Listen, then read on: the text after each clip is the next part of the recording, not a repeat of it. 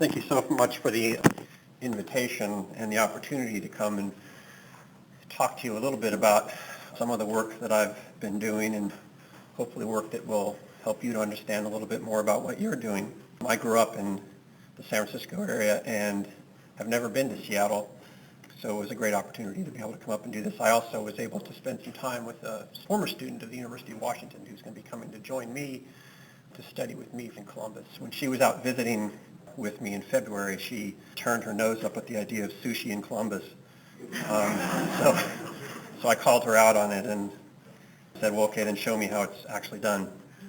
So that's what we did last night. Anyway, so lots of good reasons to come. And I've got the challenge of trying to give you a conceptual overview of conditional process analysis, something you may not have ever heard about even. And if you haven't, that's understandable because it's a term that I made up. But it's kind of catching on. I have a tendency to be long-winded, so I'm going to just dive right into things and give you a sense for what we are and what we're not going to do today. I'm going to do a very brief overview of the analysis of what we call indirect and conditional effects. This would probably be review for most of you. I'm then going to do a conceptual introduction to conditional process analysis. I'm going to, in that context, define something called the conditional indirect and the conditional direct effect. I'm going to do one simple example, and I'm going to show you some output from some software that I've developed. It's not so much software as an add-on or plug-in for SPSS and SAS that makes this stuff fairly easy to do. I'm going to talk about a couple of interesting extensions of some of the basic principles I'm going to outline, things that maybe will get you excited or think about these things in sort of new ways.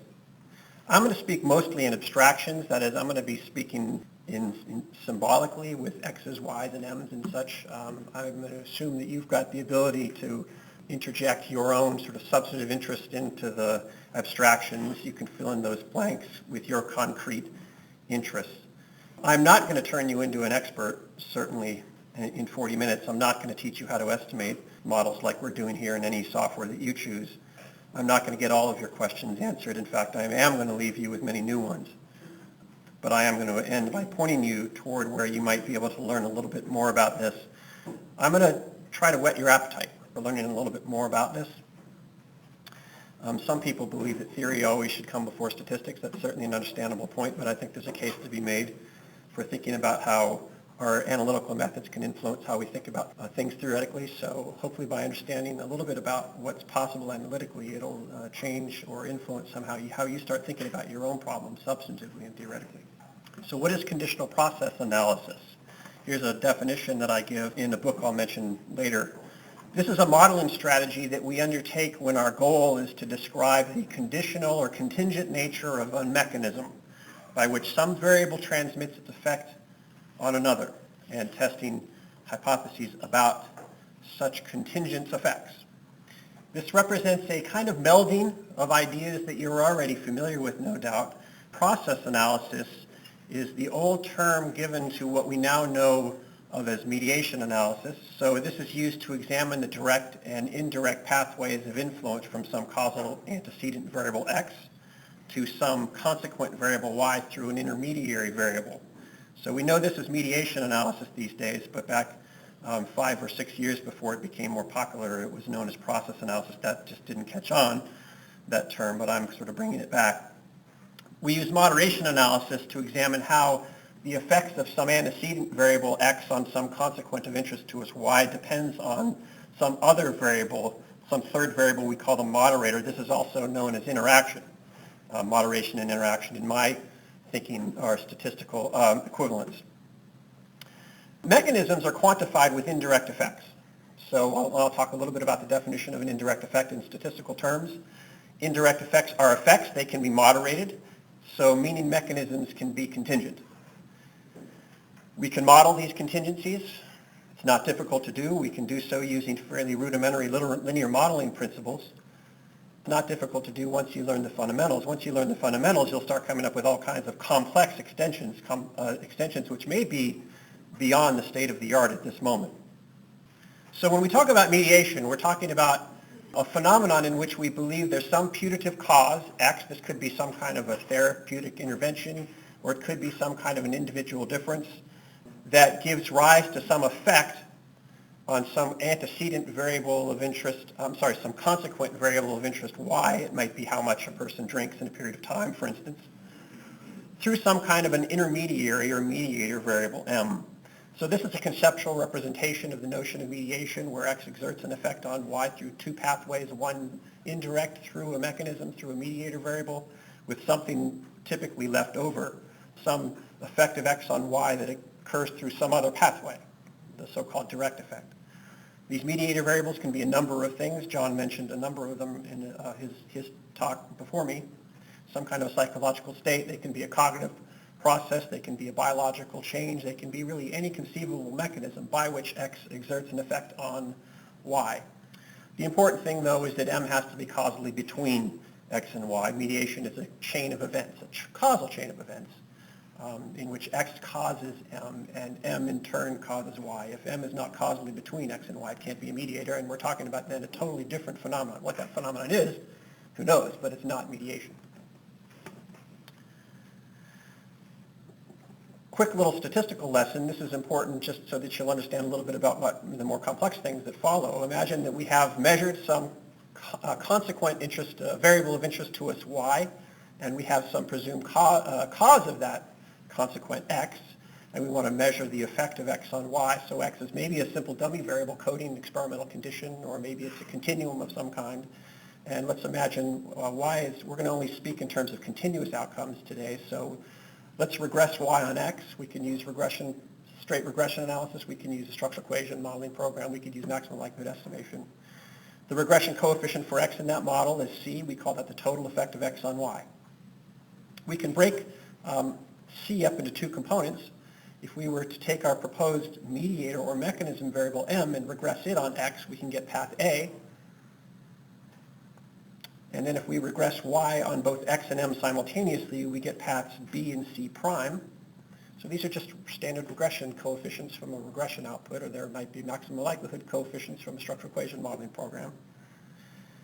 We call c prime the direct effect of x on y, and the product of a and b are the indirect, constitute the indirect effect of x on y through m. And it turns out that the total effect c is the sum of the direct and the indirect effects. And that mathematics will always work whenever y and m are modeled as continuous variables. The indirect effect is important because it's a quantification, a quantitative instantiation of the mechanism pathway from x to y through m. And so we use evidence that a times b, the product is different from 0, as consistent with the notion of mediation. Evidence that path C, by the way, is no longer thought of as a requirement in 21st century mediation analysis. And this, I could give a whole talk on this, and no doubt it's controversial, and you might be surprised to hear me say this, but correlation between x and y is neither sufficient nor necessary to claim that x affects y. In spite of what you maybe teach your students, correlation is not a necessary condition of causality, at least not these days. Again, that's controversial perhaps, and I could spend an hour talking to you about why that's the case, but I'm not going to. Moderation sounds similar to mediation, but of course it's different. We talk about x's effect on y as moderated if its size or direction is dependent in some fashion on m. And so an analysis like this will tell us something about the conditions that facilitate or enhance an effect or inhibit it in some way, or it could be that m is an individual difference, telling us, and this analysis might tell us something about how the effect is large or small or present or absent for certain types of people as opposed to others. So this is a conceptual diagram of moderation where x is a path on y is influenced by m. So we call m a moderator of the effect of x on y, or we could say equivalently that x and m interact in their influence on y. There are lots of ways that you can analytically model moderation. I'll just talk about linear moderation. It's only one way of thinking about it. I'll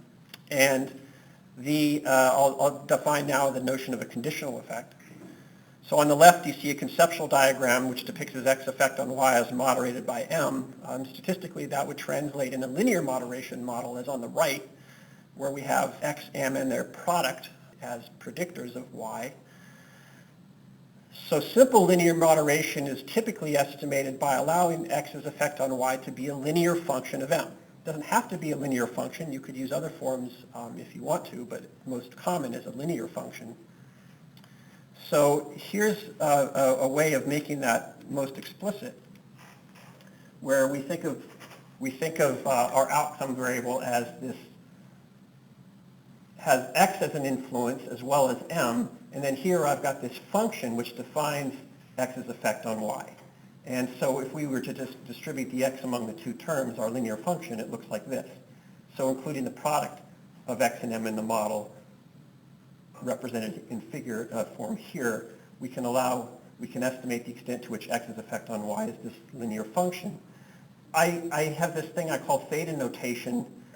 So in this model, we talk about the conditional effect of x on y, this thing theta xy, as this linear function. So we rewrite this model here using theta as a representation of x's effect on y, and we define theta as a function. That'll be important a little bit later on to be familiar with that theta notation. In a model like this, there's no effect of x on y that one can reduce to a single estimate because x's effect on y depends on m. It's a function of m. Unless B3 is 0, of course, and that's possible. And you can estimate what B3 is.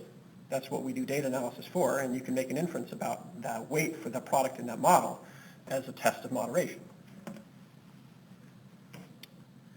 Conditional process analysis is about integrating the mathematics of mediation and moderation together. It's not a new idea at all. Many have been talking about this idea since really the origins of mediation analysis. It goes by a lot of names that can be confusing if you don't know the distinction between them. Moderated mediation or mediated moderation, for instance. And it's really in the last 5, coming up on 10 years where there's been an explosion in the methodology literature that deals with this. There have been a number of teams who have been working on this problem simultaneously and who've all come to more or less the same analytical solutions, or at least proposed solutions to integrating these problems together. We're all more or less talking about things equivalently, although the emphasis differs between our approaches. And it was just in the last couple of years that I introduced this notion of conditional process modeling as a way of talking about the notion of moderation of mechanisms. Perhaps as a result of these treatments over the last 10 years on this topic, we're seeing more and more people doing this, including people who do research in alcoholism, and these are just screenshots pulled off. These are just screenshots cut and paste into this slide of things that are in your journals or journals that publish work related to what you do. So the idea of combining mediation and moderation together analytically is already happening. Before giving you a quick example of this, let me just talk about some of the basic concepts here. So we've just talked about how you can quantify the effect of x on y through m as a product of two paths of influence A and B. But we've also seen that any of those paths could be moderated. So A could be, the effect of x on m could be moderated by some variable, maybe some variable is moderating that pathway. You could imagine an alternative scenario in which maybe in addition to moderation of that effect of x on m, you've got moderation of the pathway from m to y by some variable. Maybe both of those are occurring simultaneously. Maybe it's one or the other. What we saw earlier is that in that circumstance, you can think of x's effect on m or m's effect on y as a function of another variable, which means that the indirect effect as a product of effects becomes a function as well, a function of a moderator. And I'll show you a little bit about the mathematics involved in that in a minute. So when either A or B is moderated, it's no longer sensible to talk about the indirect effect of x on y through m because that is not a single number. It's a function instead. It depends on what you put in to the function with respect to the moderator variable. By the way, it's also possible for direct effects to be conditional. So the part of x's effect on y that operates through something other than your mechanism in the model could itself be conditional. Maybe that pathway is moderated as well. Let me just give you a quick example of this. I have a few handouts that I'll get to in a second, and maybe I could just get these started.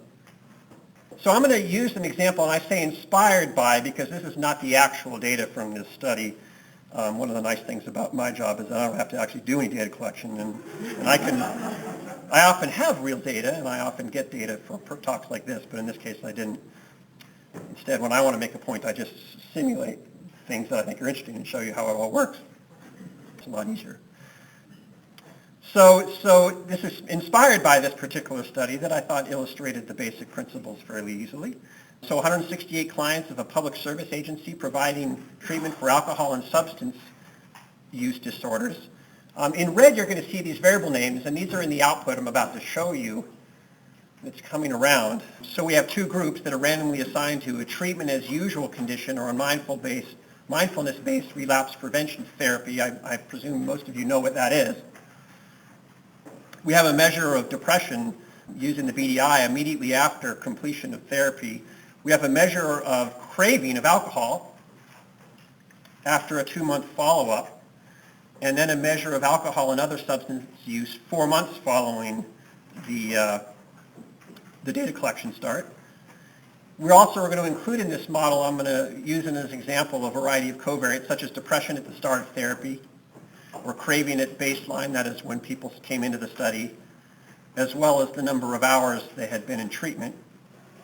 And again, this is an example that's inspired by this article. You'd have to read the article for the actual findings. But the data that I'm showing you are simulations based on, is a simulation or artificial data set created from information in the article. So here's the model that I'm going to use as an example. Do the skills acquired through this therapy moderate craving as the mechanism through which negative affect influences alcohol and other substance use? So from what I've been able to discern from doing a little bit of background reading before presenting this talk, we might think about an affective state like depression as being a causal antecedent to craving. That craving then in turn translates into substance use. So that's the pathway from X to M to Y. And we might be able to disrupt that mechanism, disrupt that pathway through some kind of a therapeutic convention, in this case that being this mindfulness-based relapse prevention therapy. So do the skills acquired through this therapy moderate craving as the mechanism through which negative affect influences alcohol and other substance use? This is what we call a first stage moderated mediation model because it allows for that first stage of a mechanism, the path from X to M, to be moderated. There are also second stage models in which we allow the effect of M on Y to be moderated, and you can combine them as well into first and second stage models. Just to show you how this works mathematically, a conditional process model with a common moderator of the first stage path of that indirect effect. That's what we're focusing on here, and we're allowing the direct effect to also be moderated. This model translates into two equations. So here's the model of M, which is just the standard moderation model. I include the ellipses here to reflect the fact that we've also got some covariates in the model, but I'm not going to list those out, otherwise it doesn't all fit on the slide. So this is our model of M, which includes a standard moderation component to pick up the moderation of this path by W. And then Y has got a moderated path from X to Y, captured here, plus the effect of M on Y. We can take this and write it in an equivalent form here, which shows X's effect as these functions. The effect on M is this function, and the effect on Y is this function as well. So using my theta notation, substituting thetas for X, I can write this model in statistical form like this, where these thetas are just these linear functions of W, the moderator. Now in this case, by the way, the moderator is a dichotomous variable. People either were or were not assigned to this form of therapy. That was a treatment as usual or not. There's nothing about the mathematics that requires that. This works just as well with continuous moderators, although you have to think about the conditioning a little bit differently as points on a continuum rather than as distinct groups. But mathematically, we're dealing with exactly the same problem. So with this, we can combine, we can define the conditional indirect effect. An indirect effect is a product of effects. This is all just repeating what I've already shown you. We can talk about the effect of X on Y through M as the product of the effect of x on m and the effect of m on y, which I've denoted here omega m. The effect of x on m is this thing I'm calling theta xm. It's the function of w. The effect of m on y is just pat b in the analysis, and so we multiply those two things together, one being a function, one not, and we get the conditional indirect effect of x on y through m. It depends on w. Plug in a value of w and you get the conditional effect of x, indirect effect of x on y through m conditioned on that value of w. And we can conduct an inferential test of that conditional indirect effect of that value of w. The direct effect in this model is also conditional. There's not a whole lot here that's new to this kind of analysis. This is just a standard moderation analysis. You can think of moderation of the direct effect in this model as just a regression model with m as a covariate. Right? So in this model, the direct effect of x on y, this is this linear function, also gives a different value depending on the value of w you plug into it. And an inference about that conditional direct effect is an inference as to whether x affects on y independent of the mechanism through m is conditioned on w, that value. This is very, very easy to do. This kind of analysis is already available using software that you're probably already using. One of the things that I do is I try to translate my own work into statistical platforms that you're already using, so it can be really kind of point and click and easy for you to do. This is a turnkey add-on to SAS or SPSS. Very easy to use, but somewhat less flexible than other approaches you might take, such as setting this up in a structural equation modeling program. This is freely available on my webpage. I don't expect you to understand this. You need to know a little bit about process, but this is just a standard SPSS type command. Process isn't known by SPSS, of course, out of the can. You have to put the plug in to get it to understand this. But this is the code that would estimate this model. Process has a bunch of models. This happens to be model 8. And SAS code might look like this. Again, you could use something like M+, which would require a little bit more programming skill, much more versatile, with more benefits and fewer limitations than process. But process is pretty easy to use, and it's getting quite a bit of attention and use these days. What I've handed out to you is just to give you a feeling of what the output for process looks like. And all it's doing is it's doing all these models for you all at once, and then it's piecing together information from those models in ways that gives you information that you need for the sake of examining whether a mechanism is contingent or not. So again, these numbers are all essentially artificial. The point is not to substantively interpret this. I'm going to just move right to where the action is, and that's in this summary section called the direct and indirect effects. Process is programmed to see that these are conditional because model 8 is one that produces this conditional model. And in sections of the output, we get values of the indirect effect for different values of the moderator. Process knows to do these computations using estimates available to it from the data, and it generates these inferential confidence intervals. Bootstrap confidence intervals are generally how we make inferences about indirect effects these days. And it also gives information about the direct effect as well. Again, estimates the direct effect of x on y at different values of the moderator and produces all kinds of inferential information. It also generates this thing for this model. It's not there for all models, but this thing I'm calling the index of moderated mediation, which is essentially a measure of the difference between the indirect effects, in this case, the difference in the two groups. So this output shows direct and indirect effects of depression on substance use that are positive and statistically different from zero among those given therapy as usual. I think I reversed those, didn't I? Oh, yeah. Am I right? Yep. I often do that when I speak. I confuse myself. Yeah. That's right, because the idea is the therapy disrupts the mechanism, so the effect goes away when you are given this therapy. The mechanism is disrupted, and so we get this mechanism through of this effect of depression on substance use through craving only among those who got treatment as usual. Right? Among those who didn't get it, among those who did get the therapy, that effect goes away. There are some other examples, other ways that you can piece moderation and mediation together. So these are examples of second stage models at the top, where the path from M to Y is moderated. And then somewhat more complicated is the model in the bottom where we have the same moderator of every path in the process. There are lots of possibilities, and the math is different for these, but the basic principles are the same. Take effects which may be functions, piece them together, multiply them together, and you get these conditional effects, indirect, direct, or otherwise. There's an intriguing possibility. This one can sort of baffle the mind if you think about it too hard. So this is the idea of a causal agent modifying the operation of its own mechanism by which it affects an outcome. So the idea is that a variable can moderate its own effect. Reminds me of a song in the country music genre called "I'm My Own Grandpa." Story about a guy who marries an older woman who has a daughter from a prior marriage, and that daughter ends up marrying his father, which makes his father like his son-in-law, and his daughter his mother, and she ends up being his own grandfather.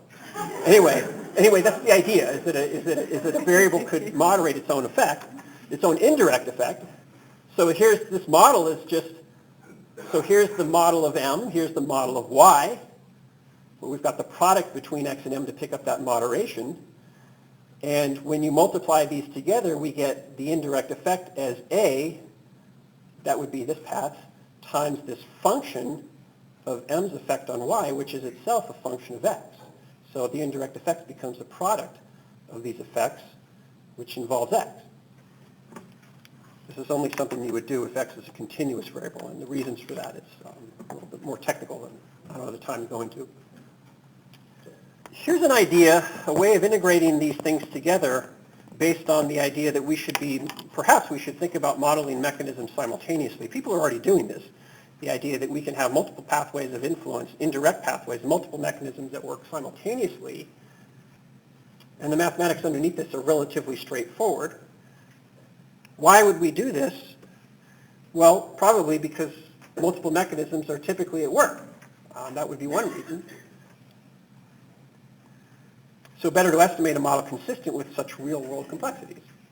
Another reason would be that if your proposed mediator is correlated with the real mediator, but not caused by the independent variable, then when you exclude the real mediator, you end up with this situation, what we call it the phenomenality, where an indirect effect you think exists, but it's actually just sort of a tag along with the fact that it's correlated with something not in your model. More interesting, though, is that sometimes different theories postulate different mediators. And when you include them all at once simultaneously, then you can do a formal test of comparisons between indirect effects that represent different theoretical mechanisms. But what I'm going to show you here is that when you combine this with moderation, it allows for the modeling of different mechanisms for different people defined by different values of the moderator. And I'm going to take you through that, and this will be the last major point that I make. So mechanisms might be different for different types of people. For some types, mechanism 1 may be dominant, for instance, whereas for other types, maybe mechanism 2 is dominant. So here's an example of what that might look like, a first stage model. This includes moderation of the effects of X on two mediators, M1 and M2, by a common moderator, but no moderation of the direct effect.